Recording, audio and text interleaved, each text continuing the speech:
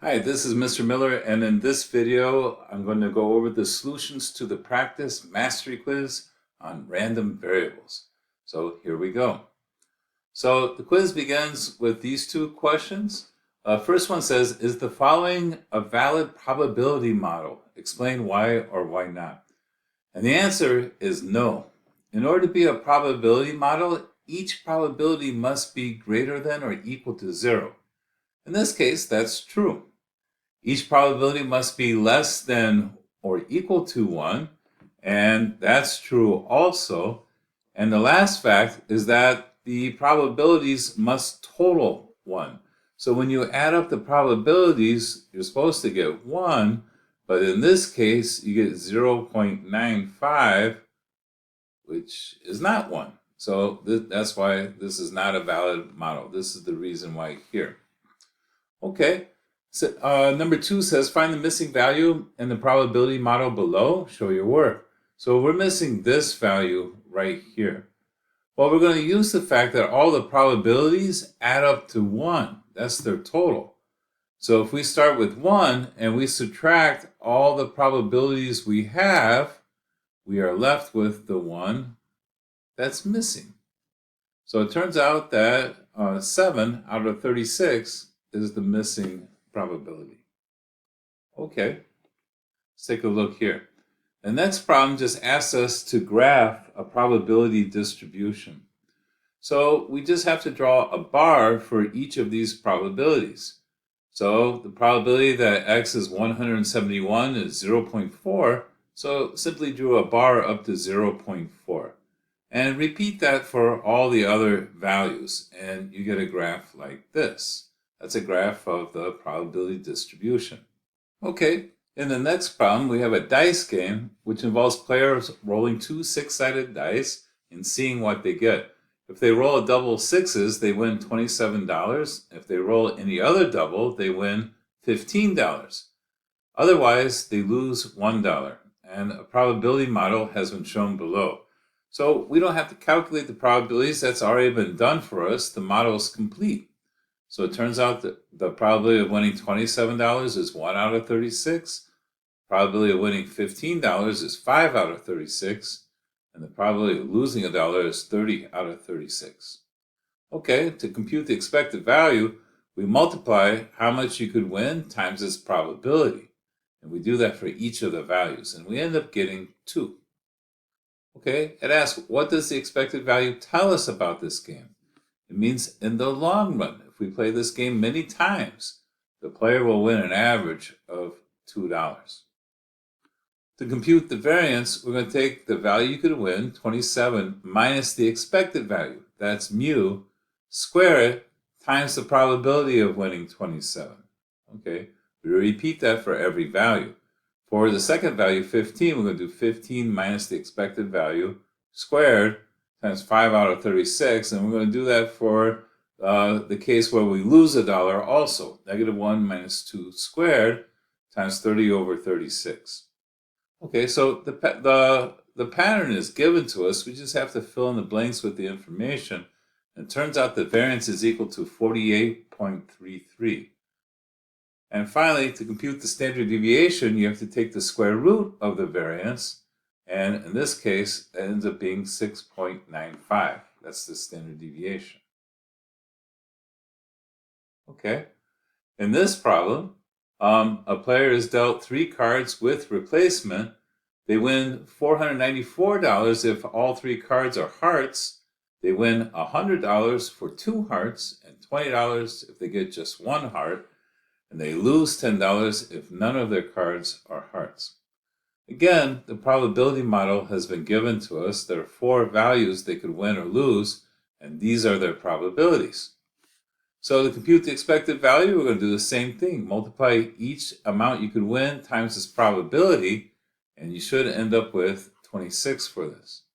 In this problem, it says you must show your work, so you have to show your computations. To compute the variance, this is similar to last time, but this time the pattern is not given. We have to kind of come up with a pattern ourselves. So we're going to do 494, that's the first value, minus the expected value squared times the probability of that first value.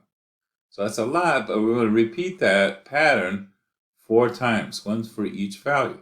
100 minus the expected value quantity squared times 9 over 64. And we're going to do it for 20. We're going to do it for negative 10. And we end up getting 4,754.25.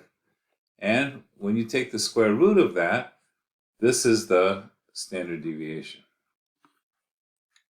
Okay, that might be the last time you have to compute variance by hand on the mastery quiz, so you should be happy about that. All right, well, this problem here, we're given 2 games, and we're supposed to use the information given to answer the following questions. This one says you may use technology, so you can feel free to use the website that we've been using in class. For instance, for the first one, I entered this data and I got the expected value and the standard deviation. And for the second one, I entered its data and I got that expected value and standard deviation. So you can use this website for this problem. All right. So it says, which game pays the most on average in the long run? Provide evidence to support your answer. Well, the one with a higher expected value is game 2. So the second game has a higher expected value. That's the evidence showing what the expected values are and concluding that the second one has the highest. It says, which game is more variable outcomes? Well, that's the one with a larger standard deviation. So this first game has a larger standard deviation. So that game we expect to be more variable. Okay, so use the websites, get the expected value and standard deviation. That's the evidence you need to answer the questions. All right, we're drawing near the end here. It says, imagine you and your classmates are participating in a high school raffle with 1,000 tickets available. Each ticket gives you a chance to win a prize. Here is how the prizes are distributed.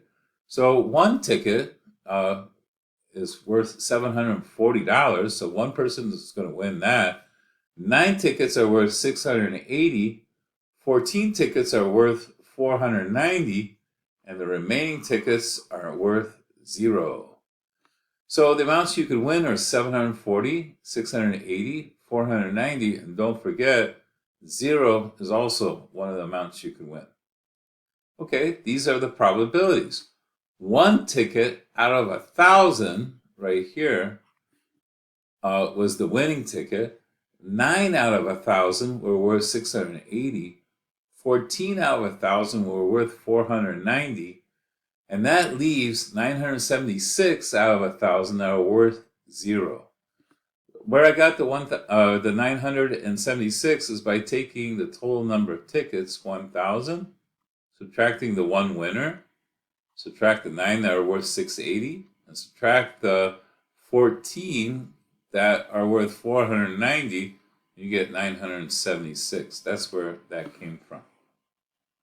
Okay, well, they want us to compute the expected value. We've done that many times, so when you do that, you should end up with 13.72. The last question asks, if the cost of the one raffle ticket is $10, would you consider buying a ticket based on the expected value? Why or why not? Well, in this case, the answer is yes, because we expect to win $13.72 on average. So paying $10 for a ticket is worth it. We still expect to win some money if we do that. All right.